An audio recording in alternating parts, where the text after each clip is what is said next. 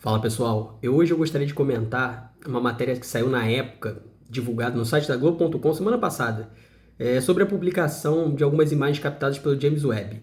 Para quem não sabe, o James Webb é um telescópio que foi lançado ao espaço no Natal de 2021 e que tem revelado imagens surpreendentes acerca do universo. Inclusive, uma dessas imagens aqui, que trata a matéria da época, é uma galáxia que foi encontrada e que está deixando o meio científico simplesmente em ebulição. E aí você talvez esteja se perguntando, mas Guto, qual é a relevância dessa matéria para mim e para você que não somos do meio científico? Então acompanhe essa explicação aqui que você vai entender como isso afeta de alguma forma cada um de nós. A matéria da época, ela mostra que a galáxia encontrada pelo James Webb estaria a 12 bilhões de anos-luz. Isso para o meio científico significa que a luz captada pelo James Webb, pelo telescópio, ela teria sido emitida por essa galáxia simplesmente há 12 bilhões de anos. O problema é que, segundo a teoria naturalista do Big Bang, adotada como um consenso na cosmologia moderna, quase que um dogma, essa galáxia não poderia apresentar as características que o James Webb revelou. E que características são essas? Primeiro, o tamanho dela, equivalente a um terço da Via Láctea, algo muito significativo. A segunda característica, ela possui mais de 10 bilhões de estrelas em toda a sua composição. Terceiro, ela apresenta um formato em espiral. E aí eu não sei se você sabe, mas para o Big Bang evolucionista, o universo teria vindo à existência há 13,8 bilhões de anos. E durante esse tempo, então, teria sofrido ali um longo processo evolutivo. Logo, uma galáxia que esteja a 12 bilhões de anos-luz, como a que foi identificada pelo James Webb, ela não poderia apresentar uma forma tão evoluída quando o universo tinha apenas 1,8 bilhões de anos aproximadamente. Ou seja, apenas 10% da idade atual do universo, segundo a teoria do Big Bang. Isso porque o modelo do Big Bang evolucionista ele exige que galáxias que estivessem próximos ao período da explosão original ali, ela não pudesse ter uma estrutura tão complexa como essa que foi trazida pelo James Webb. Deveria ser uma galáxia em formação, com estruturas irregulares e totalmente caóticas. No entanto, a observação que o James Webb nos trouxe, ele faz essa teoria do evolucionismo cair por terra e em formato espiral. E por que eu estou brincando com a questão do formato espiral? Porque, segundo os evolucionistas, o formato espiral numa galáxia indicaria um alto grau da sua evolução, refletindo uma complexidade estrutural e um equilíbrio entre gravidade, rotação, formação de estrelas, evolução cósmica mesmo. E aí a descoberta então do James Webb, ela acaba revelando para a gente algo muito significativo sobre o conceito de ciência que nos foi ensinado.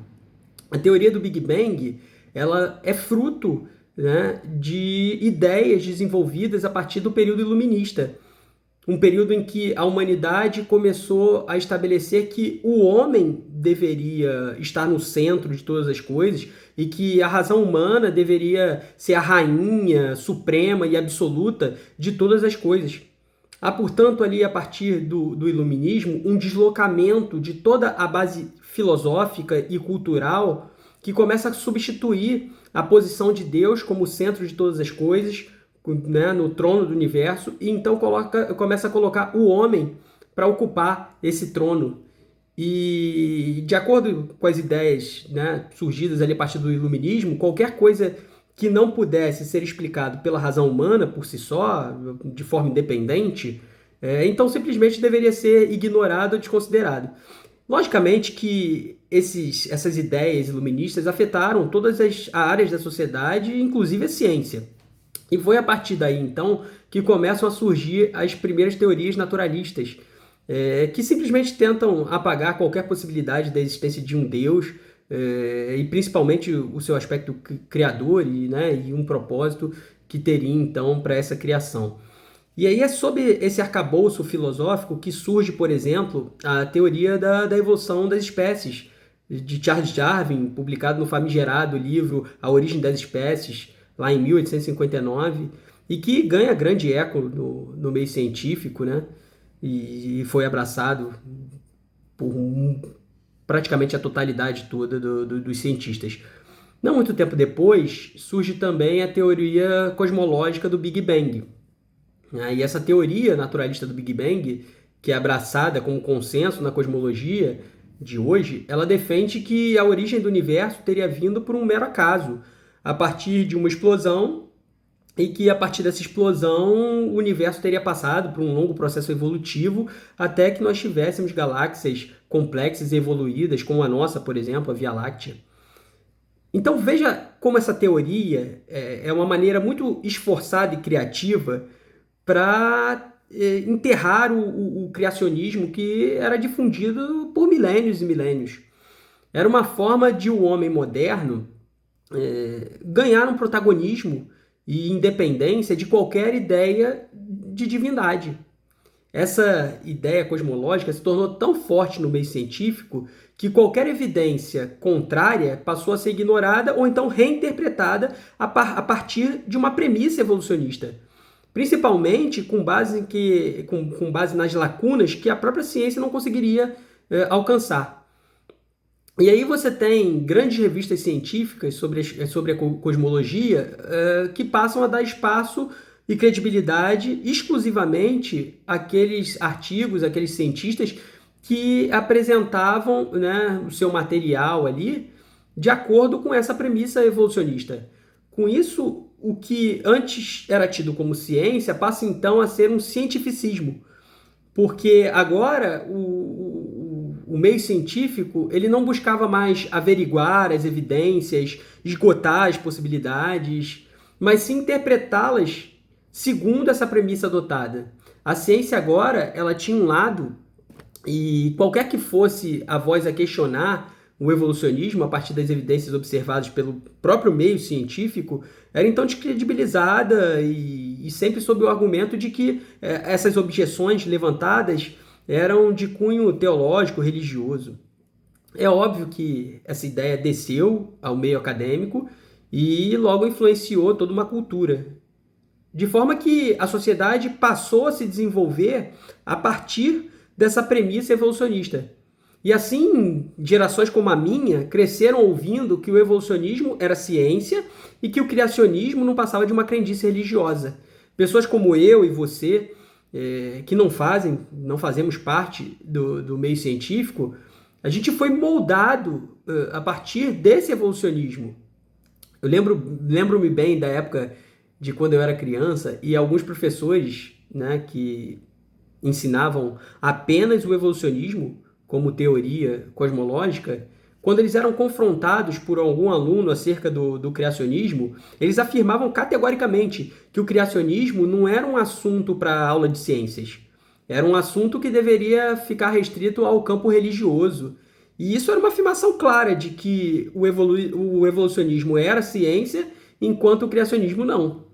Mas isso era uma falácia sobre qual toda a minha geração e muitas outras gerações foram forjadas.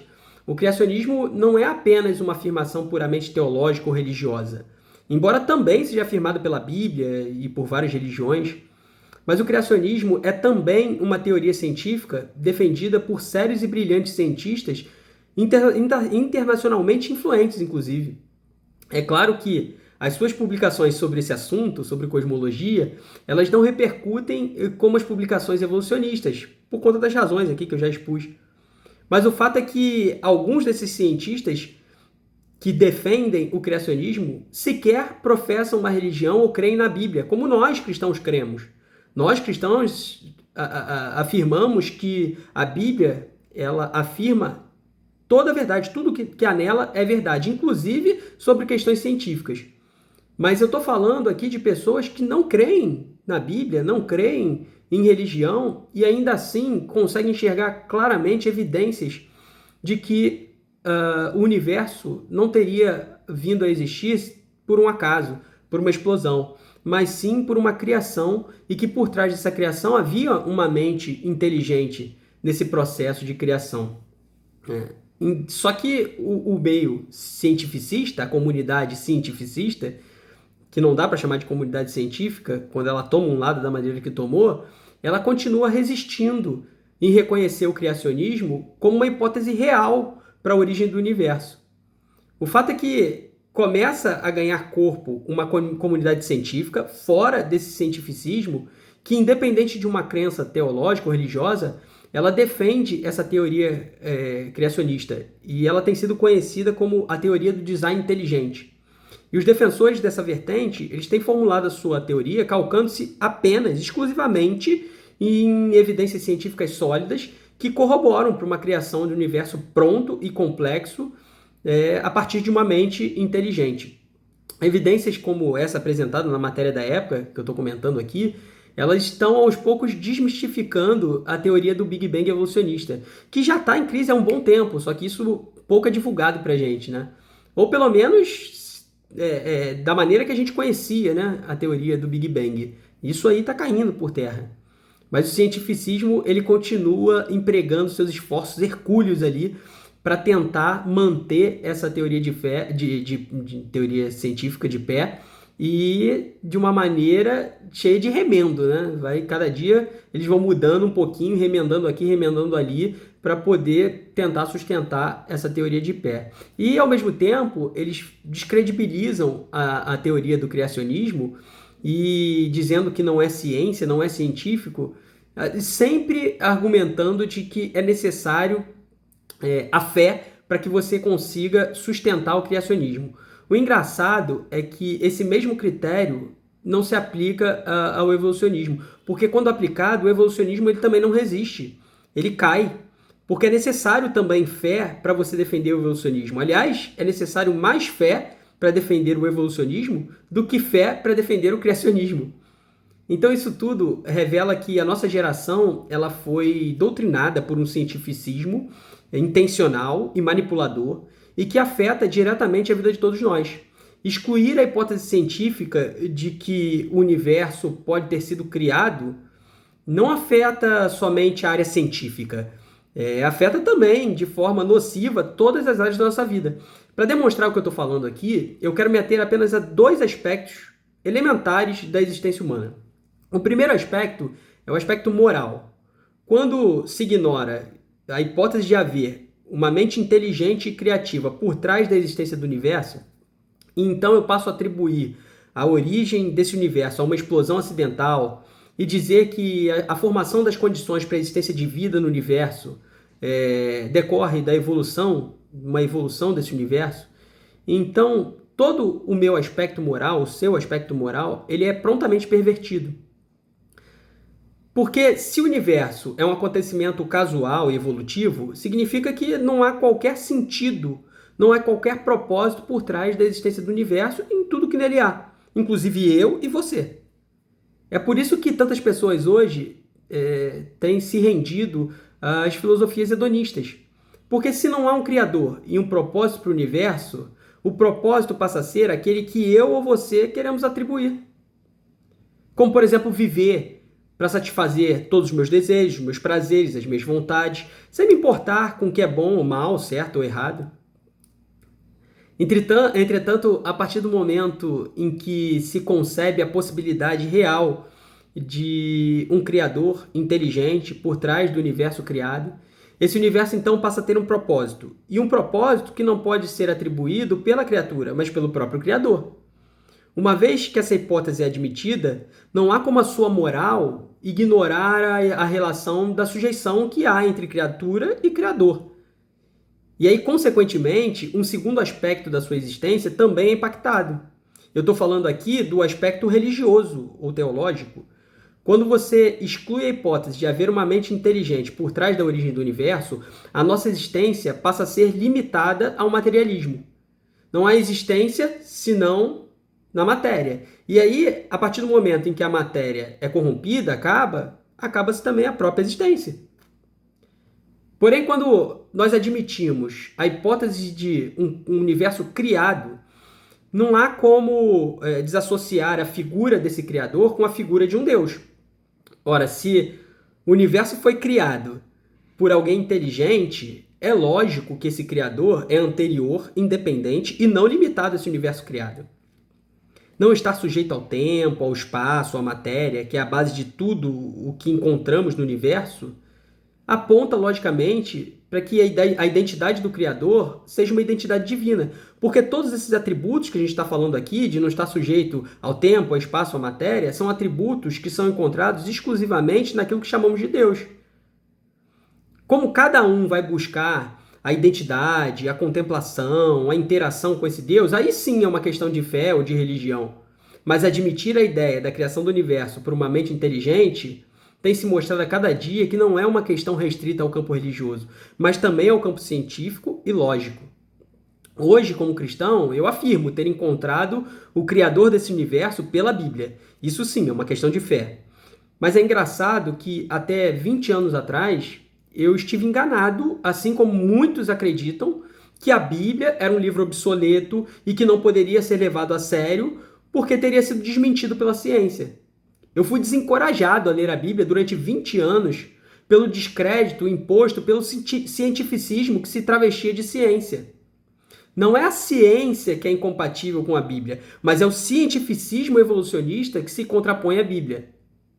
E para mim, que leio a Bíblia e gosto muito da Bíblia, é impossível não enxergar a semelhança que há entre o evolucionismo e o pecado original de Adão, nosso ancestral.